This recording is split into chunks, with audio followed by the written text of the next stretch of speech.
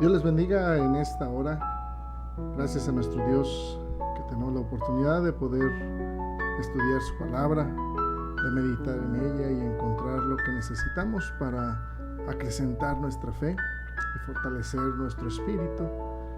Decía el escritor a los Hebreos, ahí en el capítulo 12, verso 17: porque ya sabéis que aún después, deseando heredar la bendición, fue desechado, y no hubo oportunidad para el arrepentimiento, aunque la procuró con lágrimas.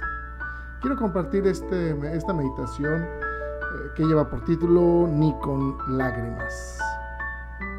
Una de las respuestas más interesantes con respecto a un momento en donde hay o existen lágrimas es que se produce la compasión, porque sin duda alguna quienes ven a una persona genuinamente angustiada, afligida, desesperada y hasta desconsolada, difícilmente lograrán mantenerse impávidos o estoicos frente a esa escena de infortunio.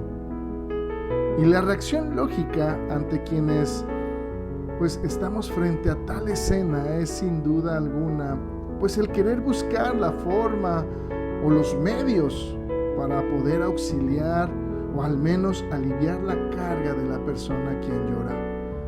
Porque las lágrimas que realmente suben de la profundidad de nuestra alma suelen tocar algo en el corazón, en los sentimientos de aquellos que están a nuestro alrededor.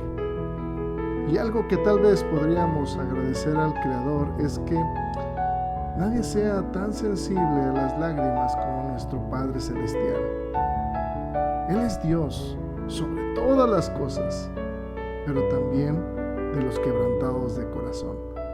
Tan solo podemos ver cómo el salmista se atreve a declarar en ese sentido, y él dijo ahí en el Salmo capítulo 56, verso 8, él decía: mis huidas tú has contado, pon mis lágrimas en tu redoma.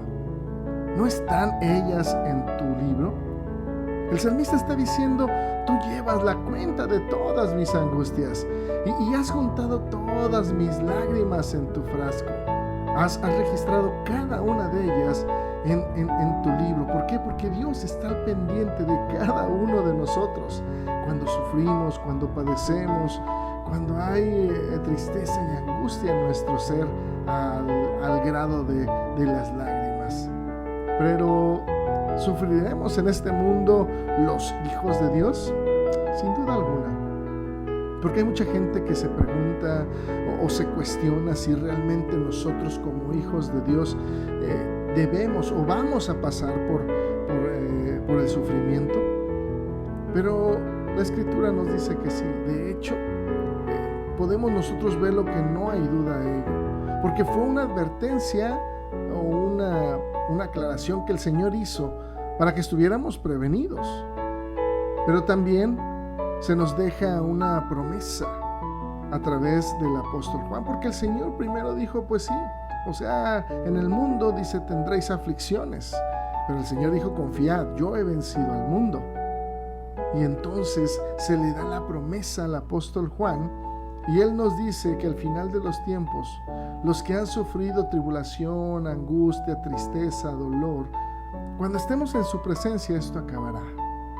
Apocalipsis capítulo 7, versos 16 y 17, nosotros tenemos estas palabras de esperanza.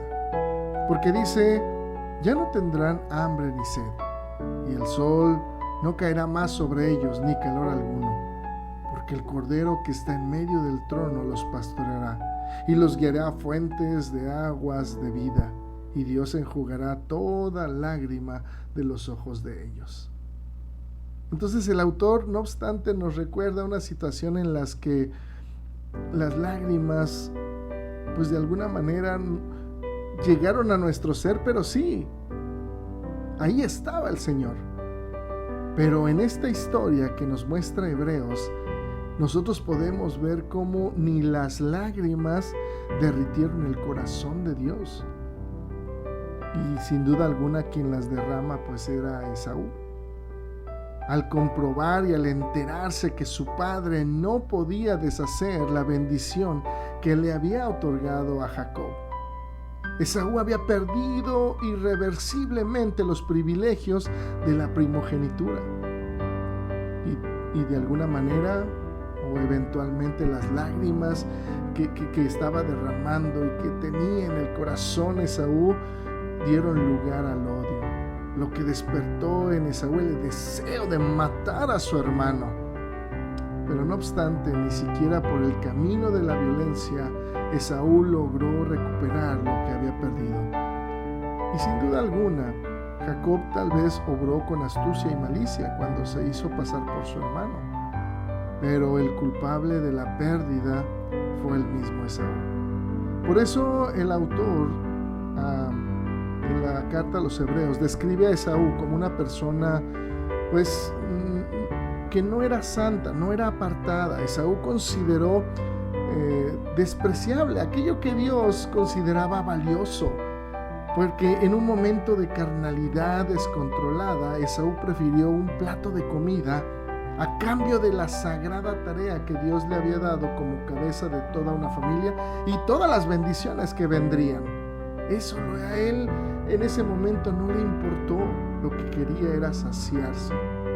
Así es que es bueno que de alguna manera nosotros acatemos la exhortación que se nos hace cuando precisamente el escritor a los Hebreos decía en el capítulo 2 que prestemos mucha atención a lo que se nos ha dicho o en lo que nosotros hemos creído, porque hay probabilidad de que por nuestro descuido podamos perder algo tan valioso, nuestra salvación.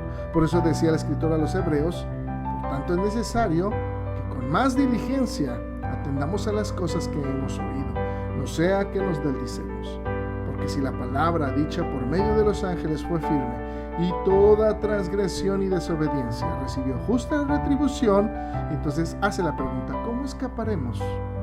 ¿Cómo escaparemos nosotros si descuidamos una salvación tan grande, la cual, habiendo sido anunciada primeramente por el Señor, nos fue confirmada por los que oyeron? Así es que necesitamos tomar el tiempo necesario para considerar si lo que vamos a hacer, si lo que yo voy a hacer en algún momento realmente honra a Dios.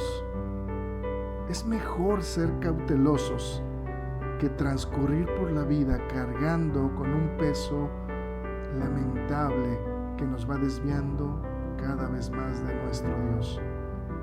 Por eso decía el escritor a los Proverbios: todo hombre prudente procede con sabiduría, mas el necio manifestará necedad. Proverbios 13:16.